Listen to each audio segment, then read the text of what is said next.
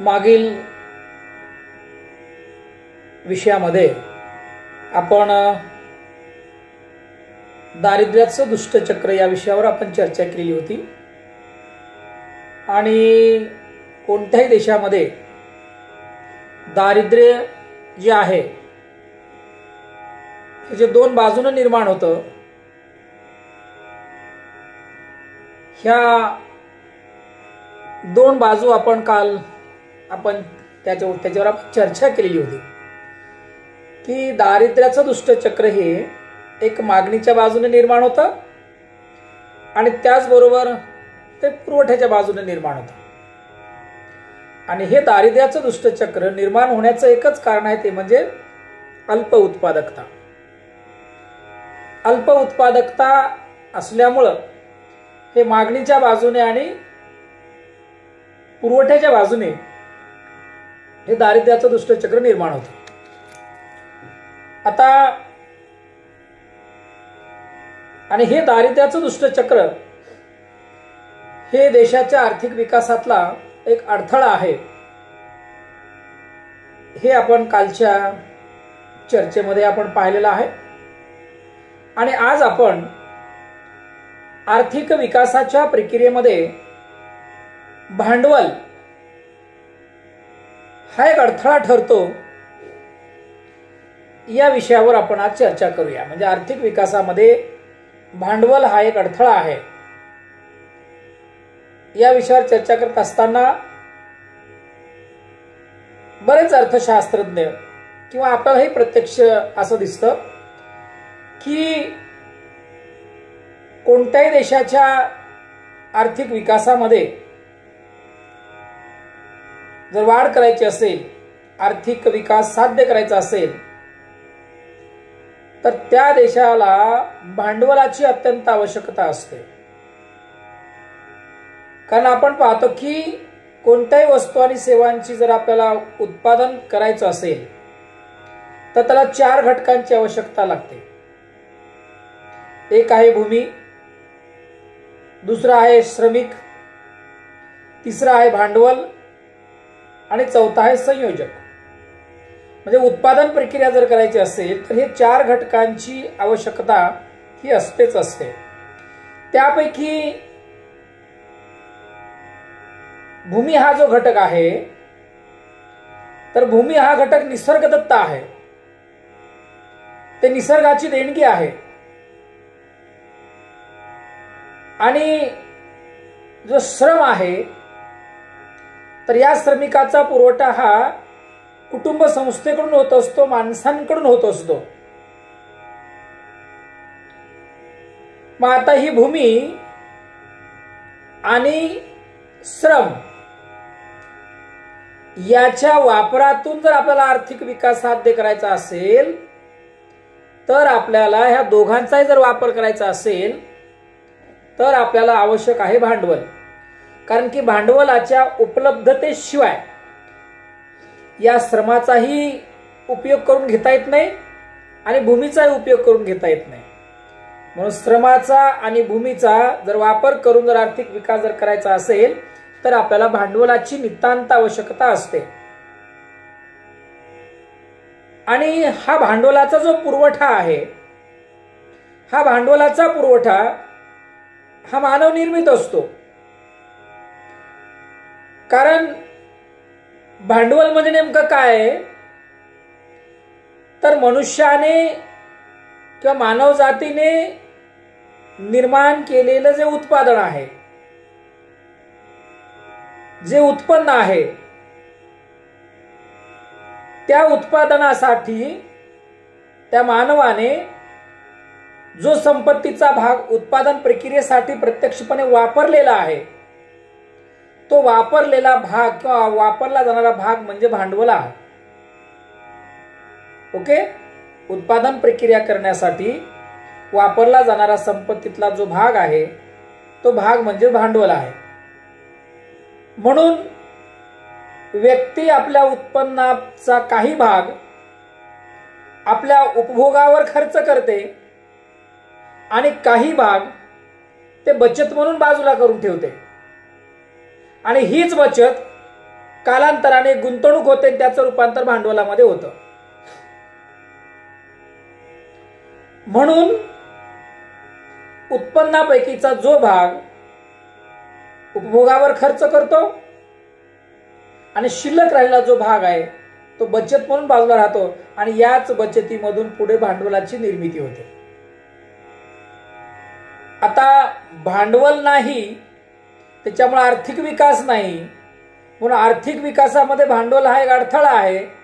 मग भांडवल निर्माण होत नाही त्याचं कारण काय, तर बचत नाही, उपभोग जास्त आहे, उत्पन्न कमी आहे, उत्पादन कमी आहे, रोजगार कमी आहे, उत्पादकता कमी आहे आणि म्हणून देशाच्या आर्थिक विकासामध्ये अडथळे निर्माण होतात.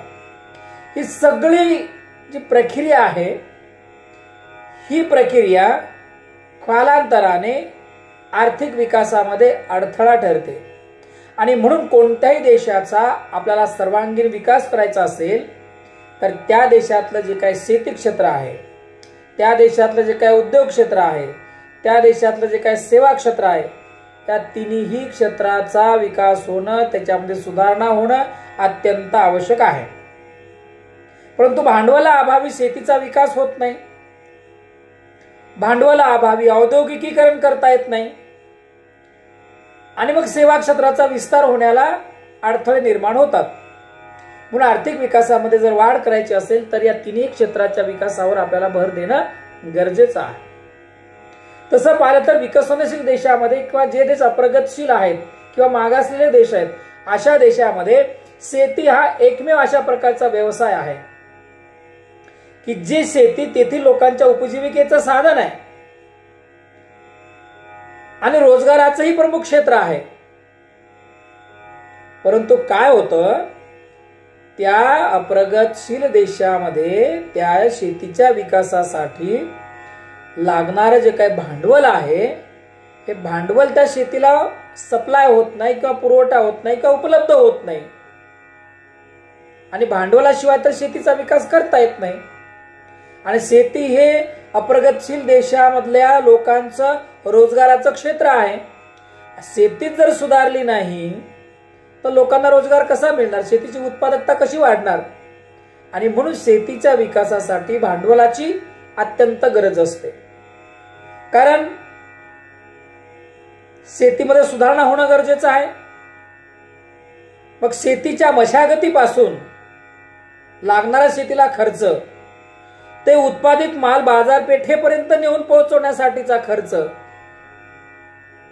हा तर कधी टाळता येत नाही. आणि सुरुवातीपासूनच शेती क्षेत्राच्या मशागतीसाठी त्याला लागणारं बियाणं आहे, त्याला लागणारं संसाधन आहे, रासायनिक खतं आहेत, कीटकनाशकं आहेत, साठवणुकीच्या सोयी आहेत, वाहतुकीचा खर्च आहे, हे तर होणं अपेक्षित आहे का नाही. परंतु ते होत नाही का, तर भांडवलाचा तुटवडा हा अप्रगतशील देशामध्ये जास्त प्रमाणावर असतो.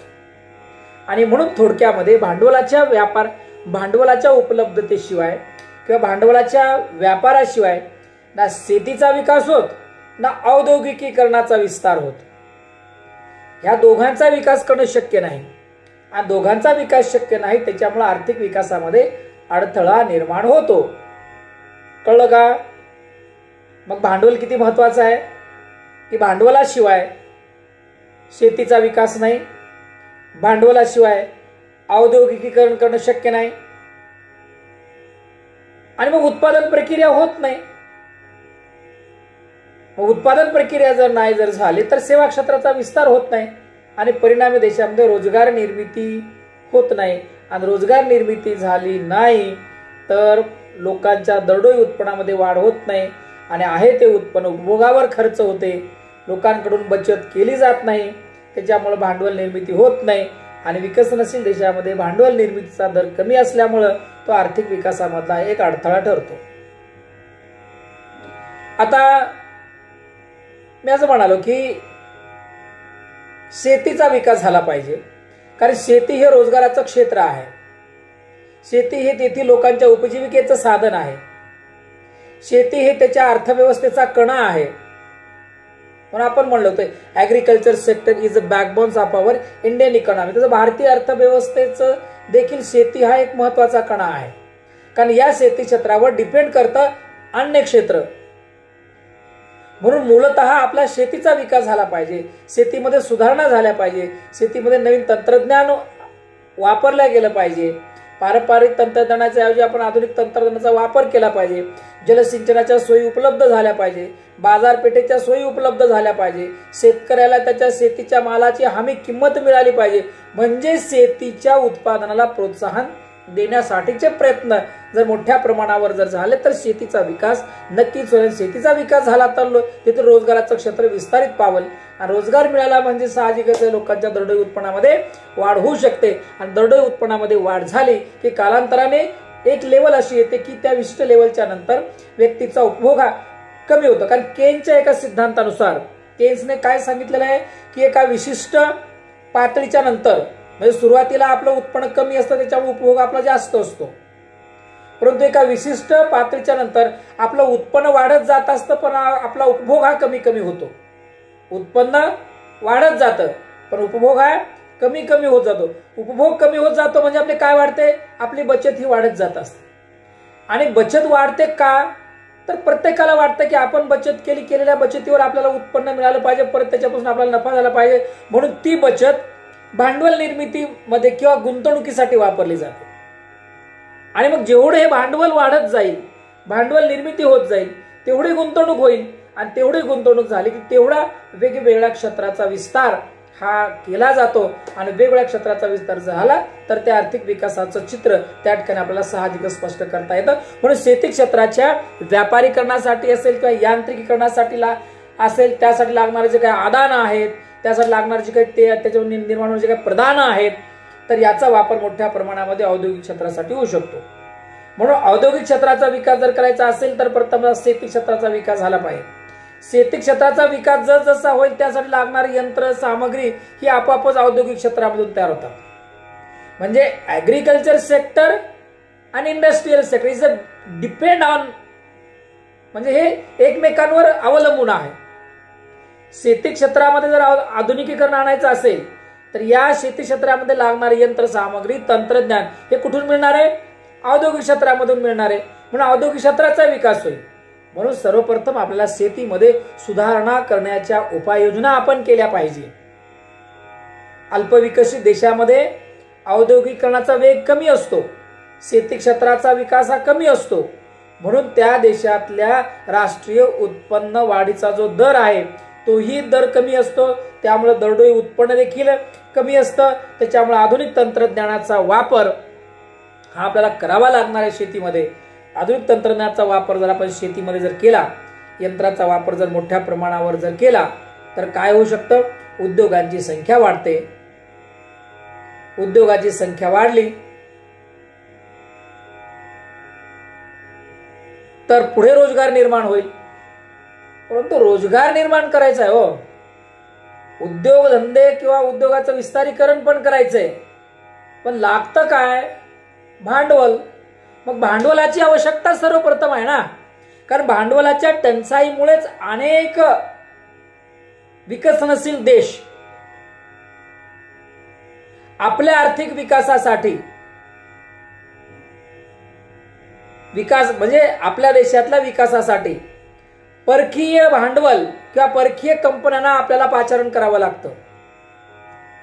का तर आपल्याकडे भांडवल नाही. पण आपल्या देशामध्ये काय करायचंय, आपल्याला पायाभूत सुविधा निर्माण करायच्या. आपल्याला रस्ते बांधायचे, तर रेल्वे बांधायचे, विद्युत निर्मिती करायचे, बँकिंग विषयक सेवा आणि सुविधा उपलब्ध करून द्यायचं. अनेक क्षेत्र आहेत की या क्षेत्राचा आपल्याला विकास करायचा आहे पण आपल्याकडे भांडवल नाही. मग अशा वेळेला आपल्याला परकीय भांडवलांना पाचारण करावं लागतं, परकीय कंपन्यांना आमंत्रित करावं लागतं की बाबा रे तुम्ही या आणि आमच्या क्षेत्रामध्ये गुंतवणूक करा, म्हणजे तुम्हालाही नफा होईल आणि आम्हाला रोजगार प्राप्त होईल. म्हणून रॅग्नर नर्स याने सांगितलं की जसं की अल्प उत्पादकतेमुळे दारिद्र्य देशामध्ये निर्माण होतं. काय, अल्प उत्पादकतेमुळे दारिद्र्याचं दुष्टचक्र देशामध्ये निर्माण होतं. मग ते मागणीच्या बाजूने निर्माण होतं आणि पुरवठ्याच्या बाजूने देखील निर्माण होतं. मग आता हे मागणीच्या बाजूने निर्माण होणारं दारिद्र्याचं दुष्टचक्र किंवा पुरवठ्याच्या बाजूने निर्माण होणारं दारिद्र्याचं दुष्टचक्र ह्याचं मूळ कारण काय, तर अल्प उत्पादकता. म्हणजे अल्प उत्पादकता असल्यामुळं देशामध्ये दारिद्र्याचं दुष्टचक्र निर्माण होते. मग आता ही अल्प उत्पादकताच का होते, तर त्याचंही उत्तर त्याने सांगितलंय. अल्प उत्पादकतेचं मूळ कारण आहे भांडवलाची टंचाई. बरोबर.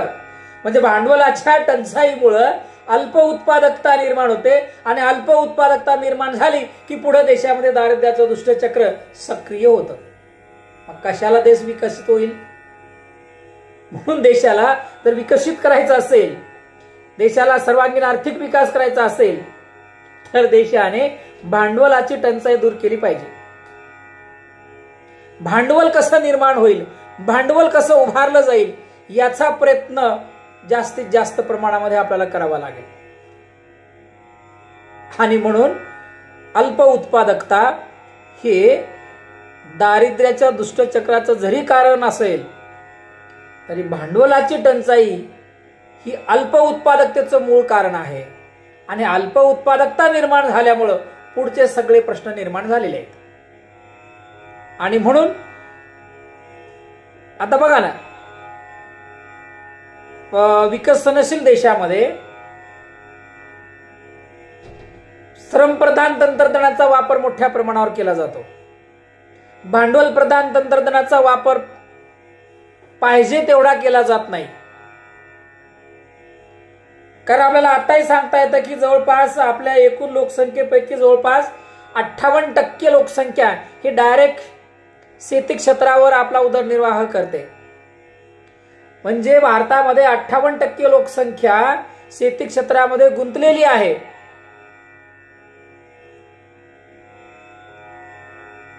म्हणजे जवळपास आता आकडेवारीमध्ये घेऊया की 148 करोड लोकसंख्या आपल्या भारतामध्ये आहे. बरोबर. आणि शेतीचं धारण क्षेत्र किती आहे याचा विचार करावा लागेल का नाही. दिवसेंदिवस लोकसंख्या वाढत चाललेली आहे, ती घटत चालली आहे का नाही. वाढत्या लोकसंख्येला निवाऱ्याच्या सोयी उपलब्ध करून द्याव्या लागतात, पायाभूत सुविधा निर्माण करून द्याव्या लागतात. मग रस्त्यांची निर्मिती असेल, कित्येक तरी शेती उपयोगी जमीन म्हणजे उत्पादकता गुणधर्म असणारी शेती रस्त्यांच्या बांधकामासाठी गेलेली आहे, वापरल्या गेलेली आहे. औद्योगिक क्षेत्राच्या कारखान्यांसाठी वापरल्या गेलेली आहे. आणि त्याचबरोबर निवासासाठी, घर बांधण्यासाठी देखील शेतीचा वापर दिवसेंदिवस केला जातो आहे. बिल्डिंगवर बिल्डिंग, बिल्डिंगवर बिल्डिंग, मजले मजले मजले मजले चालत. कशाचं लक्षण आहे, वाढत्या लोकसंख्येचं. एवढ्या लोकसंख्येला जगवायचं आहे, मग तेव्हा एवढं अन्नधान्य उत्पादन करणं गरजेचं आहे का नाही. मग एवढं जर अन्नधान्य जर आपल्याला उत्पादन करायचं असेल तर शेतीचं धारण क्षेत्र आपल्याकडे जास्त असावं लागेल का नाही. शेती किंवा जमीन इतर निसर्गदत्त आहे, त्याच्यामध्ये आपल्याला वाढ करता येत नाही. कारण की जमिनीचा पुरवठा हा अलौकिक असतो, लवचिक नाही, तो ताठर आहे. त्याच्यामध्ये आपल्याला वाढ करता येते, घट होत जाईल दिवसेंदिवस. कारण की शेतीचं धारण क्षेत्र हळूहळू हळूहळू कमी होत चाललेलं आहे. कारण की शेती ही वेगवेगळ्या कामांसाठी उत्पादक म्हणजे शेती अन्नधान्य उत्पादना बरोबरच शेतीचा वापर अन्य कामांसाठी देखील मोठ्या प्रमाणावर होत आहे. त्याच्यामुळे शेतीचं उत्पादकतेचं धारण क्षेत्र जे आहे हे हळूहळू हळूहळू कमी होत चाललेलं आहे. त्याच्यामुळे एवढ्या लोकसंख्येला भविष्य काळामध्ये अन्नधान्य उत्पादन करणं किंवा त्यांना जगवणं हा एक मोठा प्रश्न हा आपला देशापुढे निर्माण होणार आहे, अप्रगतशील देशापुढे, की ज्या देशाची लोकसंख्या सातत्याने जास्त आहे. तरी देखील आपल्या सरकारकडून या वाढत्या लोकसंख्येला जगवण्यासाठीचा प्रश्न संशोधनाच्या माध्यमातून केलेला आहे. हरित क्रांती काय, हरित क्रांतीच्या माध्यमातून शेतीची उत्पादकता वाढवण्याचा प्रयत्न झालेला आहे. नवीन नवीन संशोधित बियाणं आणलेली आहेत की कमी कालावधीमध्ये कमी धारण क्षेत्रामध्ये जास्तीत जास्त उत्पादन देईल अशा प्रकारचे संशोधित बियाणं देखील आता निर्माण झालेले आहेत. परंतु तरी देखील वाढत्या लोकसंख्येला जगवणं फार अवघड जाणार आहे. आणि म्हणून अल्पविकसित देशामध्ये किंवा विकसनशील देशामध्ये भांडवलाचा जो प्रश्न आहे तो भांडवलाचा प्रश्न सोडवला गेला पाहिजे. आता आपल्याला एक बाब आपल्याला सांगता येतं की आपल्या देशामध्ये आंतरराष्ट्रीय स्तरावर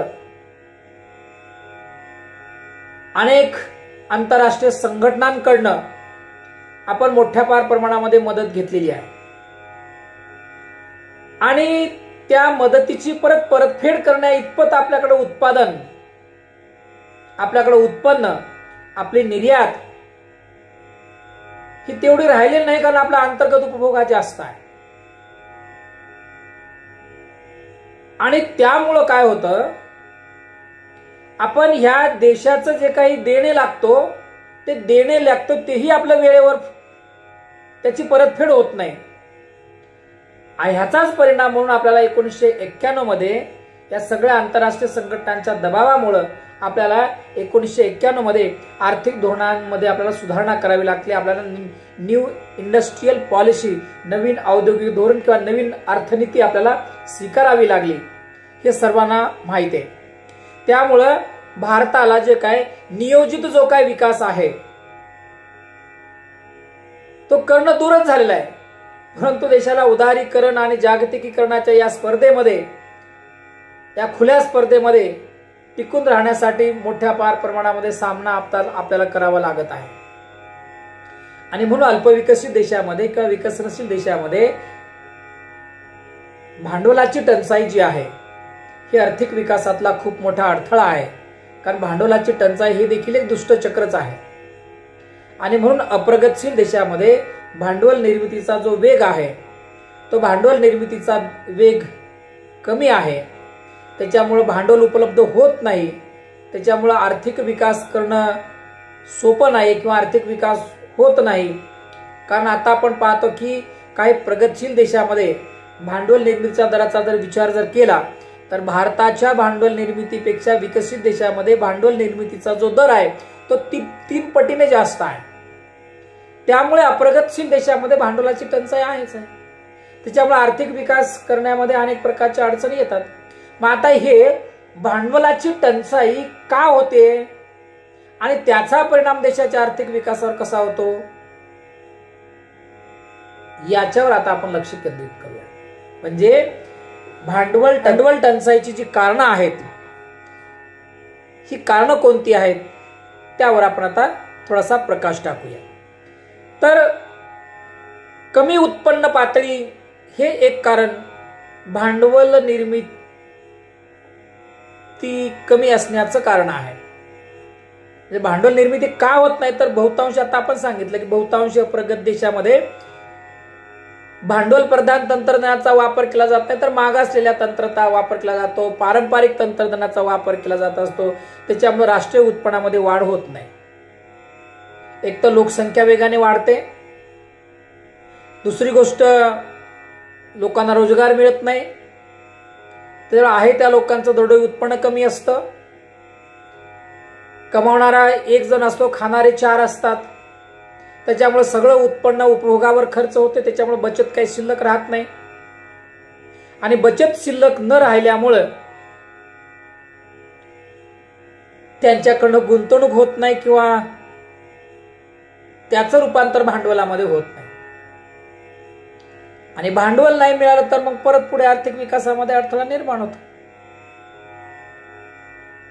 बरोबर. म्हणून लो लेवल ऑफ इन्कम हे भांडवल टंचाईचं मूळ कारण आहे. ह्याच्यामुळे भांडवल निर्माण होत नाही. का तर उपभोग खर्च जास्त आहे. का तर कमावणारा एकटाच आहे, खाणारे म्हणून सगळा खर्च, म्हणून बचत शिल्लक राहत, म्हणून भांडवल निर्मिती आणि म्हणून तो आर्थिक विकासातला अडथळा निर्माण होतो. ठीक आहे. नेक्स्ट,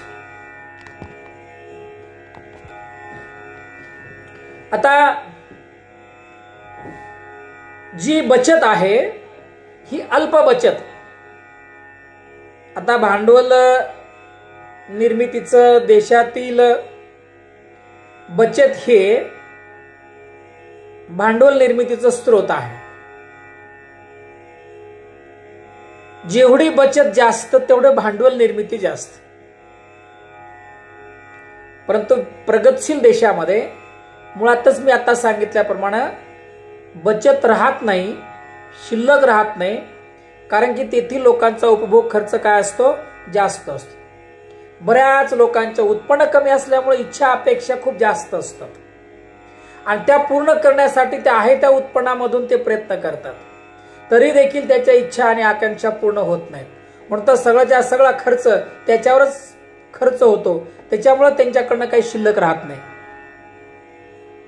म्हणून अत्यल्प बचत किंवा न्यून बचत किंवा कमी बचत हे विकसनशील देशाच्या भांडवल टंचाईचं मूळ कारण आहे. आता मागणीमध्ये कमतरता असते. आता सहज म्हणजे प्रत्येक मुद्दा हा एक मुद्दा दुसऱ्या मुद्द्याशी कनेक्ट आहे. पहिला आपण पाहिलं की उत्पन्न पातळी कमी आहे, उपभोग जास्त आहे, म्हणून बचत कमी आहे. बचत कमी आहे म्हणून गुंतवणूक कमी आहे, म्हणून भांडवल निर्मिती कमी आहे. आता मागणीमध्ये कमतरता आहे, कारण काय? तर उत्पन्न. मागणी कशावर अवलंबून असते?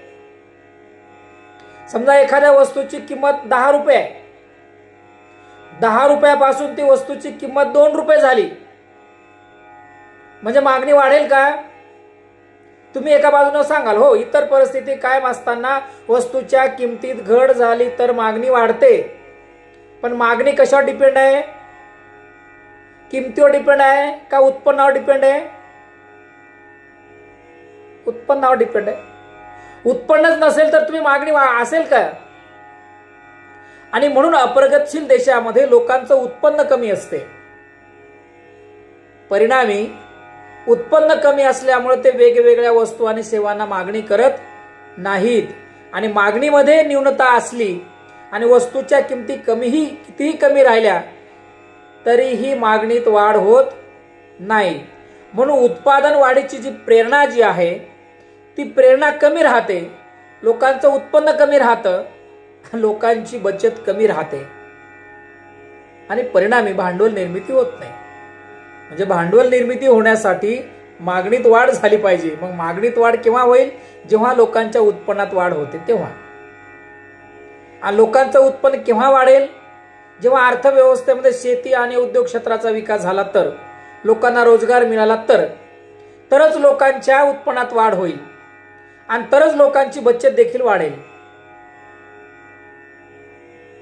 त्याचबरोबर भांडवल निर्मिती किंवा भांडवल टंचाईचं एक कारण दुसरं आपल्याला सांगता येतं की मागासलेलं उत्पादन तंत्र. आता अप्रगतशील देशामध्ये प्रामुख्याने आधुनिक तंत्रज्ञानाचा वापर केला जात नाही किंवा फार कमी प्रमाणामध्ये केला जातो. कारण नफा ही उत्पादनाची प्रेरणा असते. माणूस उत्पादन कशासाठी करतो? नफ्यासाठी. नफा मिळत असेल तर उत्पादन प्रक्रिया करेल, परंतु ही उत्पादन प्रक्रियाच करण्यासाठी देशामध्ये मागासलेल्या तंत्राचा वापर मोठ्या प्रमाणावर होतो. आणि महागड्या उत्पादनाला काय होतं की परकीय देशामधून मागणी येत नाही. आता जे उत्पादन तुम्ही पारंपरिक तंत्रज्ञानाने कराल त्याचा प्रोडक्शन कॉस्ट जास्त येतो. मग कोणतीही वस्तूच्या निर्मितीचा जर उत्पादन खर्च जर जास्त येत असेल तर आपण तिची विक्री किंमत कमी ठेवेल का? नाही. आपल्याला प्रोडक्शन कॉस्ट भरून निघेल एवढी किंमत आपण निदान तरी निश्चित करतो. मग आता मागासलेलं तंत्रज्ञान किंवा पारंपरिक तंत्रज्ञानाच्या सहाय्याने निर्माण केलेल्या वस्तू आणि सेवांची किंमत आधुनिक तंत्राने निर्माण केलेल्या वस्तू आणि सेवांच्या किमतीपेक्षा कशी असते? जास्त असते. मग आता जास्त वस्तूंच्या किमतीला कोणी मागणी करेल का? नाही करणार. मग परिणाम काय होतो की त्या उत्पादनाची बाजारपेठ जी आहे ही विस्तारित होत नाही, ती मर्यादित राहते.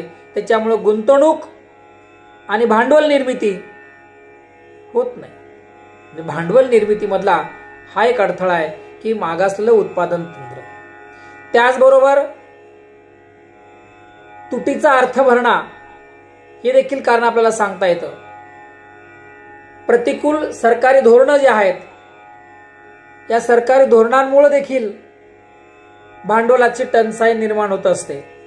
उदाहरणार्थ आपल्याला सांगता येतं की जाचक अशा प्रकारचे नियंत्रण जर लादले, नियम जर लावले, तर त्याचा परिणाम उत्पादनावर होतो आणि त्याचा परिणाम गुंतवणुकीवर देखील होतो. म्हणजे वस्तू आणि सेवांची निर्मिती करायची, कारखाने काढायचे, पण कारखाने काढण्यासाठीचे परवाने कडक धरायचे, आहे का नाही. सरकारी नोकरांच्या लाल फितीचा कारभाराचा परिणाम होतो. भ्रष्ट प्रवृत्ती त्या ठिकाणी निर्माण होते आणि त्याचा परिणाम औद्योगिक विकासासाठी पोषक असं वातावरण त्या कारणामुळे राहत नाही आणि परिणामी गुंतवणूक त्या भागामध्ये होत नाही, भांडवल निर्मिती त्या भागामध्ये होत नाही. परिणामी आर्थिक विकासामध्ये हा एक अडथळा ठरतो. आता दुसरी गोष्ट सांगता येते की पेमेंट ऑफ फायनान्सिंग, तुटीचा अर्थ भरणा. आता तुटीचा अर्थ भरणामध्ये नेमकं काय, जास्तीचा महसुली खर्च भरून काढण्यासाठी सरकार जेव्हा नवीन चलन निर्मिती करून अंदाजपत्रकातील तूट भरून काढतं, आपण त्याला म्हणतो तुटीचा अर्थ भरणा. बरं, तुटीचा अर्थ भरणा म्हणजे नेमकं काय की उत्पन्न आणि खर्च याच्यामध्ये खर्च जास्त झाला आणि उत्पन्न कमी जर झालं तर तो खर्च भरून काढण्यासाठी जे डेफिसिट एवढी निर्माण झालेली आहे अंदाजपत्रकामध्ये, ते डेफिसिट भरून काढण्यासाठी सरकार काय करतं, नवीन नोटांची निर्मिती करतं. त्याच्यामुळे काय होतं की पैशाच्या संख्येमध्ये वाढ होते, लोकांची खरेदी शक्ती वाढते. पैसा आला म्हणजे काय होतं, खरेदी शक्ती वाढते. परिणाम काय होतो, बाजारातील एकूण मागणी वाढते. परंतु उत्पादन वाढलं पाहिजे ना. पैसा हातात आहे, खूप पैसा खूप आला, मागणीमध्ये देखील आपण वाढ करू शकतो, परंतु तुमच्या त्या मागणीची पूर्तता करण्यासाठी व्यवस्थेमध्ये उत्पादन तर तेवढं पाहिजे का नाही. परिणाम काय होतो, वस्तू आणि सेवांच्या किमती वाढतात, पुरवठा तेवढा होत नाही, उत्पादनामध्ये घट होते आणि मग वस्तू आणि सेवांच्या किमती काय होतात, वाढतात. मग वस्तू आणि सेवांच्या किमती वाढल्या की गरीब लोकांकडे किंवा सर्वसामान्य लोकांकडे जो पैसा आहे बचत केला, तो पैसा सगळ्याच्या सगळ्या त्या वस्तू आणि सेवांच्या खरेदीवर जातो. मग त्यांची बचत राहते का, नाही. त्याच्यामुळे त्यांची बचत दिवसेंदिवस घटत जाते. परिणामी भांडवल निर्मितीमध्ये किंवा भांडवलाची टंचाई येते आणि ही भांडवलाची टंचाई आर्थिक विकासातला अडथळा ठरते, हे आपल्याला या ठिकाणी स्पष्ट करता येऊ शकते. त्याचबरोबर काय होतं की वेतनाचे दर कमी असतात. अतिरिक्त लोकसंख्या आपण ज्याला म्हणतो, अतिरिक्त लोकसंख्या ही देखील भांडवल निर्मिती किंवा भांडवलाची टंचाई करण्यामध्ये हे एक कारण त्या ठिकाणी कारणीभूत ठरू शकतं की अतिरिक्त लोकसंख्या. आता प्रदर्शन परिणाम तुम्हाला माहित असेल की ड्युशनबेरीची थेरी आहे की ड्युशनबेरीने सांगितलं की आपण श्रीमंत आहोत. काही लोकांना अशी सवय असते की आपण इतरांपेक्षा श्रीमंत आहोत, पण दाखवायचं कसं, त्यासाठी ते प्रदर्शन करतात, आपल्या श्रीमंतीचं प्रदर्शन करतात की आपण इतरांपेक्षा श्रीमंत आहोत, आपण इतरांपेक्षा आपल्याकडे संपत्ती जास्त आहे, ही दाखवण्याची प्रत्येक व्यक्तीची इच्छा असते.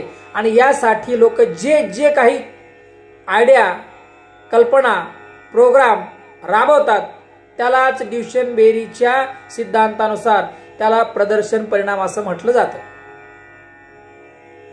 आता काय होतं, ड्युशनबेरीने जी थेरी मांडली प्रदर्शन परिणाम, आणि त्याने सांगितलं की शहरी संपन्न समाजाची काय असते, बचत करण्याची वृत्ती त्यांची चांगली असते, तरी ते बहुतांश प्रमाणामध्ये ते बचत करत नाहीत, कारण त्यांचा खर्च हा उपभोगावर काय होतो, जास्त होतो. आणि मग काय होतं, शहरी संपन्न लोक काय करतात तर नेहमी प्रगत देशातील लोकांचं अनुकरण करतात, प्रदर्शन करायचं. पण परिणाम काय होतो की गरीब देशातील शहरी संपन्न समाजातील लोकांमध्ये एक जबरदस्त अशा प्रकारचं आकर्षण राहतं. मग त्यामुळे गरीब देशातील लोक देखील त्या लोकांचं अनुकरण करायला लागतात. अरे ते तेवढं करतात, मग आम्ही का करू नये? मग कर्ज काढून का होईना तो प्रदर्शन करण्याचा प्रयत्न करतील, किंवा आहे ती बचत सगळीच्या सगळी खर्च करतील, पण प्रदर्शन करतील. याचा परिणाम काय होतो की लोकांच्या उपभोग्य प्रवृत्तीत वाढ होते, लोकांचा चंगळवाद वाढतो. याच्यामध्ये काय होतं? चंगळवाद वाढतो. त्याच्यामुळं उपभोगावर होणारा जो काही परिणाम आहे, हा परिणाम अर्थव्यवस्थेमध्ये भांडवलाची टंचाई कमी करण्यावर होतो. म्हणून प्रदर्शन परिणाम ही देखील भांडवलाची टंचाई निर्माण करण्यामध्ये एक कारण ठरतं. अशा प्रकारची थिअरी ही ड्युशनबेरीने मांडलेली आहे. प्रत्येकाला तसं राहण्याचा अधिकार आहे, परंतु ड्युशनबेरीने सांगितले की प्रत्येकाला प्रदर्शन करावं लागतं. आपल्या श्रीमंतीचं प्रदर्शन केल्याशिवाय त्याला करमत नाही. म्हणून तो वाटेल त्या क्लुप्त्या, वाटेल त्या आयडिया, वाटेल ते प्रोग्राम ते आयोजित करतात आणि त्याचा उपभोग खर्च वाढतो आणि त्याचा परिणाम दुसऱ्यांवर होतो. मग दुसरे देखील त्या पद्धतीने वागायला लागतात. हाय ती बचत तशीच जाते. त्याच्यामुळं भांडवल टंचाई निर्माण होते. हे कारण आपल्याला त्या ठिकाणी स्पष्ट करता येऊ शकते. त्यानंतर आपल्याला काही दुसऱ्या गोष्टीचा आपल्याला त्या ठिकाणी समावेश करता येऊ शकतो की वेतनाचे दर कमी असतात. त्याच्यामुळे देखील भांडवल निर्मितीमध्ये किंवा भांडवलाची टंचाई होते. प्रगतशील देशामध्ये काय होतं बघा की कामगारांना वेतनाचे जे दर असतात ते दर हे फार कमी असतात. कारण एक तर लोकसंख्या जास्त असते, तिथं रोजगार मिळवण्याची स्पर्धा असते आणि मग उद्योजकांना कमी किमतीमध्ये जास्तीत जास्त काम करणारा श्रमिक त्यांना पाहिजे असतो आणि इकडे रोजगार मिळवण्याची स्पर्धा चालली असते. त्याच्यामुळे लोक वाटेल त्या वेतनावर काम करायला तयार होतात. परिणाम काय होतो की त्यांना फक्त उपभोग होतो पण त्यांची बचत होत नाही. आणि हा वर्ग जास्त आहे. काय? हा वर्ग जास्त आहे. मुठभर आर्थिक सत्तेचं केंद्रीकरण ज्यांच्या हातामध्ये झालं ते मुठभर आहेत, पण त्या मुठभर लोकांच्या हाताखाली काम करणाऱ्यांची लोकसंख्या भरपूर आहे. मग भांडवल निर्मिती कोणाकडनं व्हायला पाहिजे? ह्या लोकांकडनं. पण मुळातच ह्यांना वेतन कमी आहे, ह्यांचा उपभोग जास्त होतो, त्याच्यावर बचत ह्यांच्याकडनं होत नाही, म्हणून गुंतवणूक होत नाही. म्हणून भांडवल निर्मितीमध्ये किंवा भांडवलाची टंचाई ही त्या ठिकाणी निर्माण होते. आणि भांडवलाची टंचाई हा आर्थिक विकासातला काय आहे? एक अडथळा आहे. ही आपल्याला त्या ठिकाणी स्पष्ट करता येईल. आणि दुसरी गोष्ट सांगता येईल की अतिरिक्त लोकसंख्या. आता अतिरिक्त लोकसंख्येमुळे काय होतं की उत्पन्नाचा सर्वात मोठा भाग भांडवल निर्मितीसाठी न वापरता लोकांच्या उपभोगावर खर्च होतो, लोकांच्या गरजा पूर्ण करण्यासाठी होतो. कारण आपण पाहिलं की अतिरिक्त लोकसंख्येमुळे देशामध्ये दारिद्र्याचं प्रमाण वाढलेलं असतं. मग हे लोक दारिद्र्यामध्ये जीवन जगतात. मग दारिद्र्यामध्ये जीवन जगत असताना त्याला रोटी, कपडा, मकान, शिक्षा या सगळ्या गोष्टी पुरवठा करणं गरजेचं आहे. आणि म्हणून जे काय आहे ते याच्यावर खर्च होतो. विकास तर फारसा होत नाही, परंतु याला पूर्णपणे नियंत्रणामध्ये आणलं जात नाही. आणि म्हणून लोकांचा राहणीमानाचा जो दर्जा आहे तो दर्जाही निकृष्ट राहतो, त्यांच्या गरजाही पूर्ण होत नाही. त्याच्यामुळे ह्या लोकांकडनं बचतही प्रामुख्याने होत नाही. म्हणून गुंतवणुकीची प्रेरणा जी आहे ही या लोकांकडे कमी असते. त्याच्यामुळे भांडवल संचय या लोकांकडून होऊ शकत नाही. म्हणून भारतासारख्या विकसनशील देशामध्ये अतिरिक्त लोकसंख्या असूनही प्रतिवर्षी दर 2 ते 2.5% ही देशातली लोकसंख्या जी आहे ही वाढत जाते. म्हणजे एवढे प्रश्न असून देखील लोकसंख्या काही कमी होत नाही. आता आपण जगातील टॉपला आलेले आहोत. 148 करोड लोकसंख्या आपली झालेली आहे. आधी बुलेट ट्रेननी आपली लोकसंख्या वाढत चाललेली आहे. बरोबर.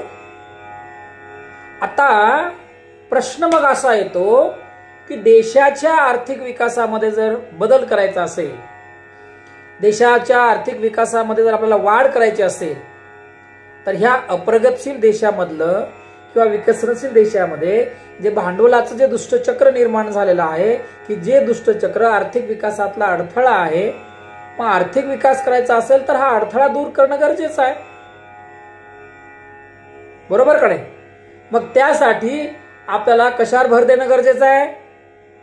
शेतीच्या विकासावर भर देणं गरजेचं आहे, उद्योग क्षेत्राच्या विकासावर भर देणं गरजेचं आहे, आणि त्यासाठी भांडवलाचा पुरवठा होणं अत्यंत आवश्यक आहे.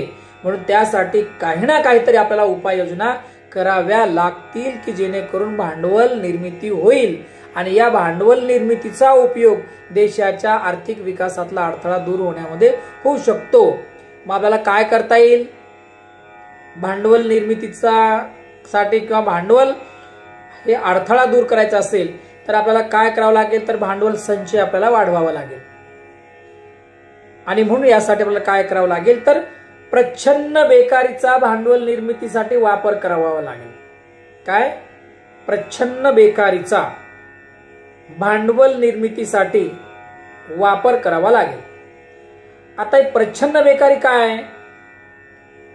तर ज्या देशामध्ये अतिरिक्त लोकसंख्या आहे,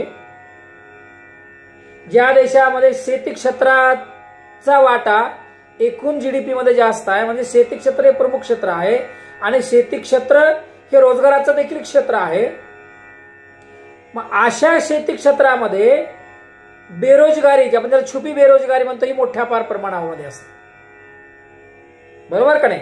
मग आता ही बेरोजगारी जर आपल्याला कमी करायची असेल तर आपल्याला काय करावं लागेल?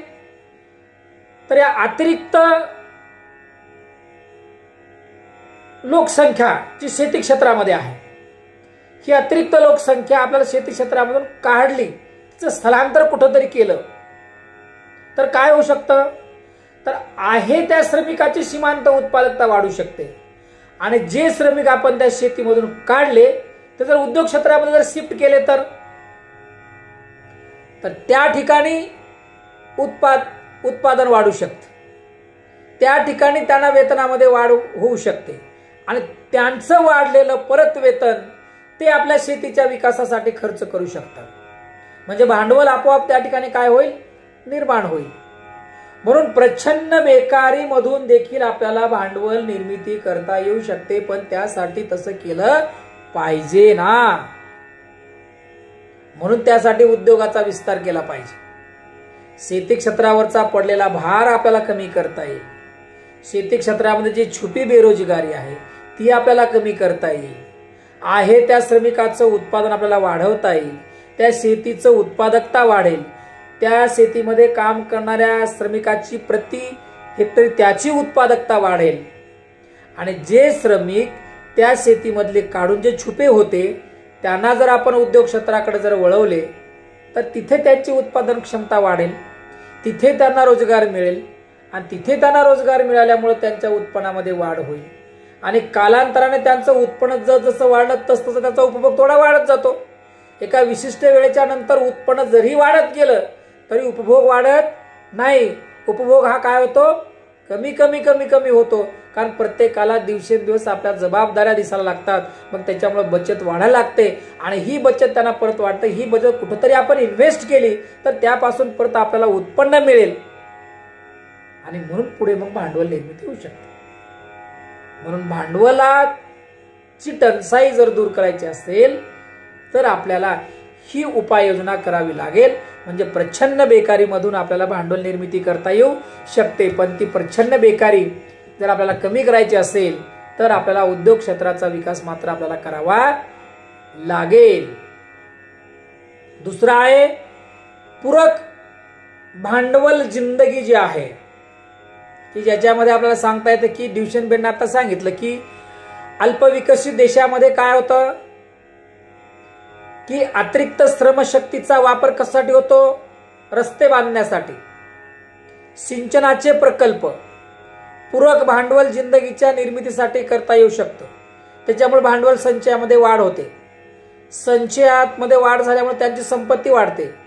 म्हणून जी अतिरिक्त लोकसंख्या आहे ना, ही अतिरिक्त लोकसंख्या सरकारच्या साधन संपत्ती म्हणजे संपत्ती निर्मितीवर निर्मितीसाठी त्याचा वापर केला पाहिजे.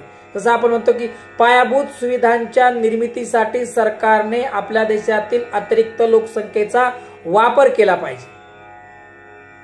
म्हणजे भविष्य काळामध्ये काय होतं की त्यामुळे त्यांच्या उपभोग्य वस्तूचं उत्पादन वाढवण्यासाठी काय होतं, नैसर्गिक आणि मानवी साधन संपत्तीचा जास्तीत जास्त त्या ठिकाणी वापर करता येऊ शकतो. पण परिणाम आपल्याला हे पण लक्षामध्ये घ्यावा लागेल, अतिरिक्त लोकसंख्या असण्याच्या ठिकाणी जर आपण जास्तीत जास्त तंत्रज्ञानाचा जर वापर करू लागलो तर परत बेकारीचा देखील प्रश्न त्या ठिकाणी निर्माण होतो. याचाही आपण विचार केला पाहिजे. म्हणजे आवश्यक त्या क्षेत्रामध्ये आपण आधुनिक तंत्रज्ञानाचा वापर करून त्या क्षेत्रातली उत्पादकता वाढवण्याचा प्रयत्न आपण जर केला तर साहजिकच भांडवल निर्मितीतला अडथळा दूर होऊ शकतो. त्या उपभोगावर आपण नियंत्रण प्रस्थापित झालं पाहिजे. जर आपल्याला दुसऱ्या देशाला जर आपल्याला निर्यात करायची असेल आणि दुसऱ्या देशाकडनं जर आपल्याला जर काय चलन मिळवायचं असेल तर आपण आधी आपल्या अंतर्गत उपभोगावर आपण नियंत्रण ठेवलं पाहिजे. म्हणजे तरच आपल्याला दुसऱ्या देशाकडून भांडवल निर्माण होऊ शकतं, आहे का नाही. अंतर्गत उपभोग कमी ठेवला म्हणजे जास्तीत जास्त निर्यात दुसऱ्या देशाला पाठवता येते आणि त्याच्यामुळे आपल्याला परकीय चलन मिळवता येते. मग आलेल्या परकीय चलनामधून मग परत दुसऱ्या देशाकडनं जर आपल्याला काही खरेदी करायचं असेल तर ते आपण खरेदी करून आर्थिक विकासामध्ये त्याचं त्या जे आयात करणार आहोत त्या घटकाचं आपण त्याचा उपयोग करून आपली उत्पादन क्षमता वाढवू शकतो. उत्पादन क्षमता वाढले रोजगारामध्ये रोजगारामध्ये त्याची वाढ होऊ शकते, आहे का नाही. म्हणून आधुनिक तंत्रज्ञानाचा वापर आपण केला पाहिजे. पण आधुनिक तंत्रज्ञानाच्या वापरावर कुठं ना कुठेतरी आपण मर्यादा घातली पाहिजे. कारण कोणत्या क्षेत्रामध्ये नेमकं आपल्याला आधुनिकीकरण गरजेचं आहे. कारण एवढे मोठे 140 करोड लोकसंख्या वाढत चाललेली आहे आणि ही सातत्याने वाढत जाणार. आणि आपण आधुनिक तंत्रज्ञानाचा वापर जर केला तर अजून कितीतरी लोकांना बेरोजगारीला सामोरं झालं. आता AI टेक्नॉलॉजी येत आहे. AI टेक्नॉलॉजी कितीतरी लोकांच्या हातातलं काम घेऊन जाणार आहे. म्हणजे कित्येक लोकांना बेकार करणार आहे. मग आपलं पाहिजे अपेक्षित आवश्यक त्या ठिकाणी आपण त्या तंत्रज्ञानाचा वापर केला पाहिजे. पण सर्वत्र सगळ्या क्षेत्रामध्ये जर आपण या तंत्रज्ञानाचा जर वापर करू लागलो तर त्याचा परिणाम देशामध्ये बेरोजगारीचे प्रश्न अजूनही गंभीर होण्याची शक्यता नाकारता येत नाही. मग आर्थिक विकासामधला परत नवीन एक अडथळा तयार होऊ शकतो. म्हणून आपण लोकसंख्येवर नियंत्रण प्रस्थापित केलं पाहिजे. भारत हा अतिरिक्त झालेला लोकसंख्या असणारा देश आहे. आता विस्फोट होत चाललेला आहे. 148 लोकसंख्या प्रस्फोटाच्या अवस्थेमध्ये आहे आणि यावर जर वेळी जर उपाययोजना जर केल्या तरच आपल्या दरडोई उत्पन्नामध्ये वाढ होऊ शकते. लोकांना रोजगार त्या ठिकाणी मिळू शकतो आणि परिणामी भांडवल निर्मितीमध्ये वाढ करता येऊ शकते. परंतु आपल्याला सर्वप्रथम लोकसंख्या आपल्याला कमी करावी लागेल. लोकसंख्या आपण कमी केली तर आपल्या आर्थिक विकासातले बरेचसे अडथळे हे त्या ठिकाणी काय होतात, दूर होऊ शकतात. हे आपल्याला त्या ठिकाणी स्पष्ट करता येऊ शकतं. ठीक आहे. आता आज आपण काय पाहिलं की भांडवल टंचाई किंवा भांडवल हा आर्थिक विकासातला कसा अडथळा आहे आणि भांडवल टंचाई नेमकी का होते आणि भांडवल नसल्यामुळं आपल्याला आर्थिक विकास कशा पद्धतीने करता येत नाही आणि ही भांडवल टंचाई आर्थिक विकासातला कसा अडथळा आहे यावर आपण चर्चा केलेली आहे. त्यानंतर आपण पुढील भागामध्ये आपण पाहणार आहोत की आर्थिक विकासामध्ये जे काही टेक्नॉलॉजिकल अडथळे आहेत किंवा जे काही सांस्कृतिक अडथळे आहेत त्या सांस्कृतिक आणि टेक्नॉलॉजिकल अडथळे हे आर्थिक विकासाच्या प्रक्रियेमध्ये येतात, प्रगतशील देशामध्ये नाही तर विकसनशील देशामध्ये. मग त्यावर आपण पुढे चर्चा करूया. तोपर्यंत ठीक आहे. तर आता मला हे तुम्हाला सांगायचं की संपूर्ण व्हिडिओ पहा, याचा अभ्यास करा. परंतु हे संपूर्ण व्हिडिओ पाहण्यासाठी प्लीज या चॅनलला मात्र तुम्ही सबस्क्राईब करायला विसरू नका.